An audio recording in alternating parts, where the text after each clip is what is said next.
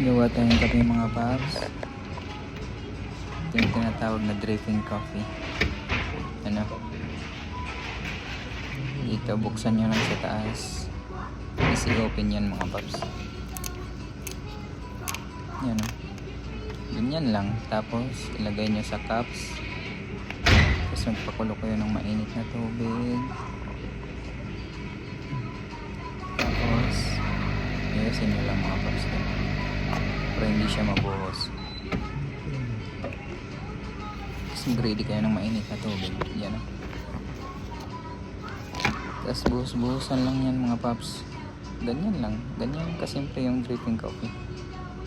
Pero sobrang sarap niyan. Tingnan nyo mga paps.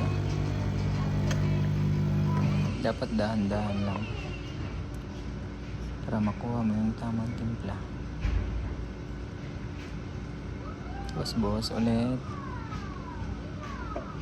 Dahan-dahan ulit. Oh, yeah.